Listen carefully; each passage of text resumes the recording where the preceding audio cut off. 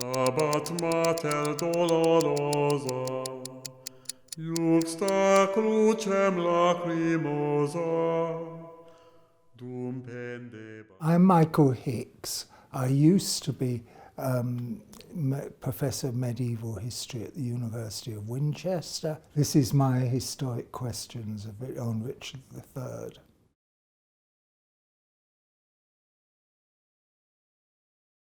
The most important influence on his early years was, of course, that he was one of the youngest sons of a great nobleman, and he had 6 siblings who were older than him, and another 5 who briefly appeared and then died as children. And so for the first 8 years of his life, we have to think of him primarily as a child.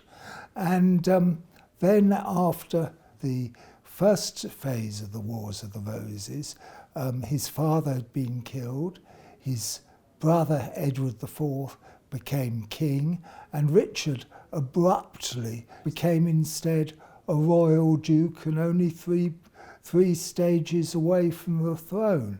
So he comes into the tutelage of the Earl of Warwick probably when he was about 12 or 13. It doesn't look as though he spent very much time with the Earl of Warwick. He leaves Warwick's household when he was about 16. He doesn't follow Warwick's political lead.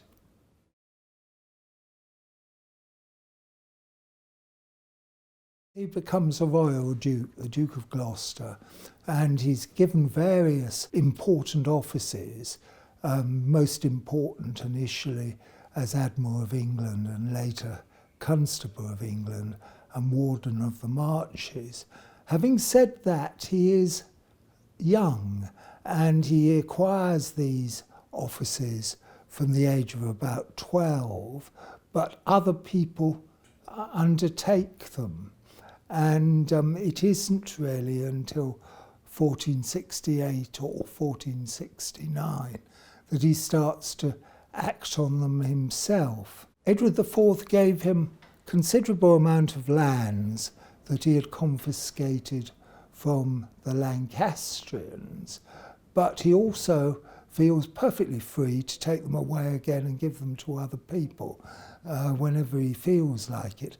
So it isn't really until 1471 that Richard starts to have the sort of estates and titles on which he would base the rest of his career. The lands that he acquired cover considerable areas of England and Wales, but the ones he valued most were in the north of England, and they were properties that had belonged to his father-in-law, Warwick the Kingmaker, and they carried with them the obligation to defend the western marches, that's Cumberland and Westmoreland, against the Scots.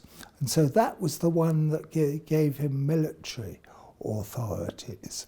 And by marrying Warwick's daughter and acquiring the lands, he had acquired not just the lands, but the loyalty of her family retainers. And those proved very useful to him in political terms. And in the final part of Edward IV's reign, in 1480 to 83, when there was a war with Scotland, Richard was the commander-in-chief, and he took a large army to Scotland, which, among other things, captured Berwick and Edinburgh, and he required the service of the most important landowners in northern England, who really liked the idea of having a war against the Scots, particularly a successful war. So this melded northerners together and made them accept Richard's lead and made them into his most faithful supporters and those who helped make him king and defend him as king.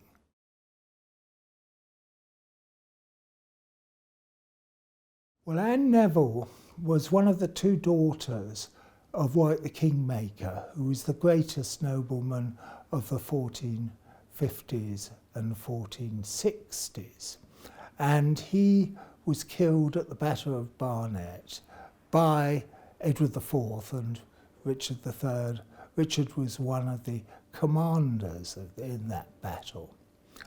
Most of his lands should in fact have remained the property of his wife, Anne Beauchamp, but the three Yorkist brothers were quite happy with the idea that she could be dispossessed of her property and to share it out between them. The elder brother, George, Duke of Clarence, got hold of them first because he'd married the elder sister, Isabel, and he intended to hang on to the lot.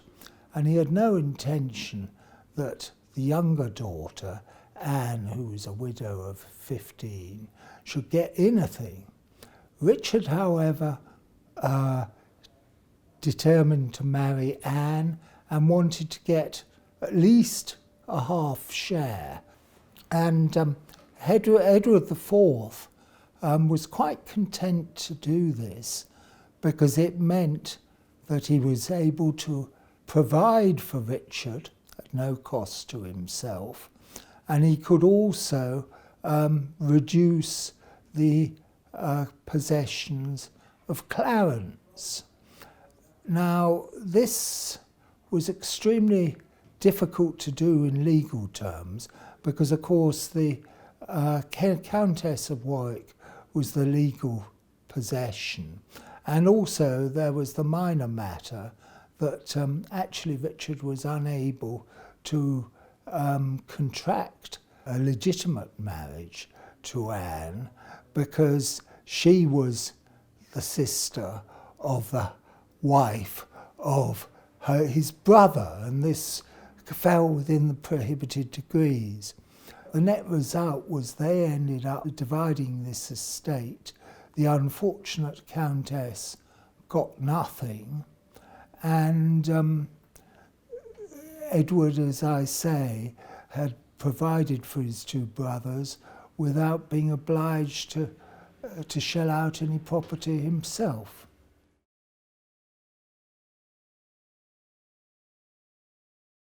Initially, of course, he was just a child, but by 1471, when he had reached the grand old age of 19, he was able to take a full part in the various battles.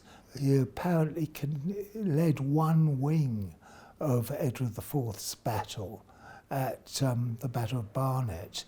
And then at the Battle of Tewkesbury that followed, it was Richard as Lord Constable who was responsible for executing the remaining Lancastrian lords. They had in fact been pardoned, but that was an issue that was not allowed to get in the way.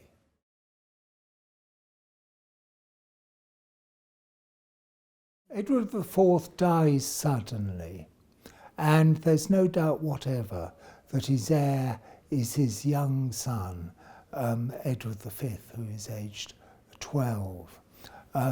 Richard had acknowledged this on many occasions in 1471, 1472, 1475, 1477, and three times in 1483. Probably Edward IV had intended Richard to act as protector for the young king. But the two court parties were determined to stop this, in particular the Queen's relatives. And They took command of the Royal Council, Richard being in the north, and decided to go straightforwardly with a coronation, which would mean that Edward V was counted as king regnant, and that would have shut out Richard. Richard, coming south for this coronation, ambushed the court and seized control of the Queen's relatives. That was his first coup d'etat. That eliminated them, and he was accepted as Lord Protector by the Royal Council. But it's a short-term thing because it's going to be followed by the coronation anyway. And a number of people who had felt unhappy were therefore reassured.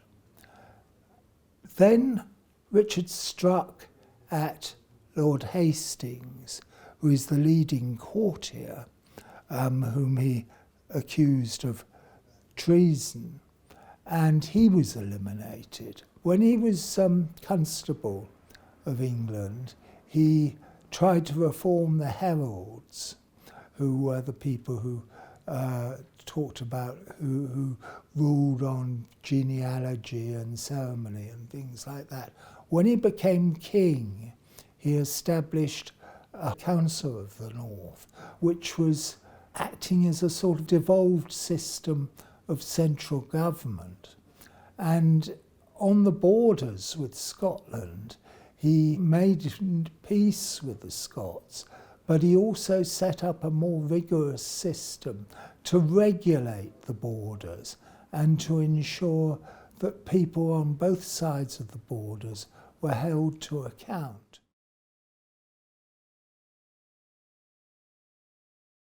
Although he makes himself king and says, I am rightly king and I've got a proper right, loads of people appear not to have believed him.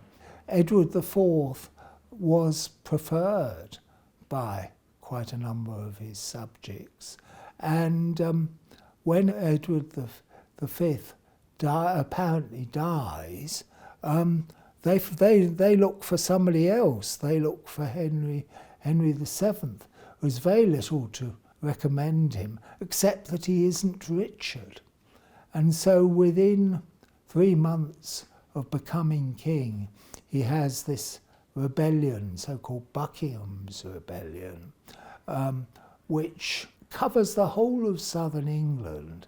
And he did suppress it, but he was obliged to struggle against it for something like 3 months. And then he didn't destroy the rebels. Instead, they sped off abroad and started plotting to come back again. And so within another 2 years, he's faced by this full-scale attack from abroad, which includes large numbers of professional soldiers, both French and Scots, which results in the Battle of Bosworth. So he doesn't really have any time to settle down to anything. He might have hoped that he could have made his peace with the people who were defeated in Buckingham's rebellion, but he didn't have time for them to think carefully about it and to agree that they were going to come back and support him.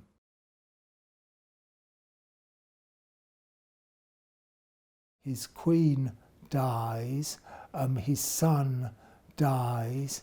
He apparently intends to marry his niece, Elizabeth of York, and important people put their foot down and say he can't do that. By the end of his reign, his regime consists almost solely of himself. You know, it's important to have a family, it's important to have a dynasty, and he hasn't got one. Now, he has time, of course. He's only 32 when he dies, and he could certainly have produced other children with other wives, but he didn't have the opportunity to do so.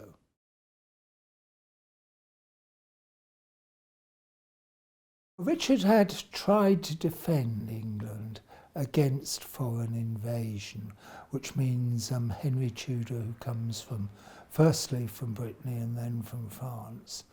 And he guarded the coast, and I think it's a measure of his success that Henry Tudor, when he comes, doesn't land in southern England. He lands in Wales, and the normal expectation in the Wars of the Roses would have been the rebel goes flat out to try and grab London. But Henry Tudor decides to go across Wales and to the Midlands. Richard was actually encamped at Nottingham, which is fairly central and enables him to look in whatever direction he goes. And they come to battle in Leicestershire, and Henry Tudor has a considerably smaller army, it appears. Richard encamps his army in quite a well-fortified defensive position, backed by a marsh. But when the battle commences, he doesn't sit back and defend. He crosses the marsh. His leading troops are engaged, but the bulk of the army are not. The troops that Henry Tudor had, his best troops, the foreign mercenaries, are actually a good deal better than Richard's vanguard, which is what is committed. And secondly, Richard in effect has decided to go flat out to get Henry Tudor, and thereby exposed his army from attack from both the right and left side. There's no doubt this is what all the sources say. He is killed fighting bravely in the press.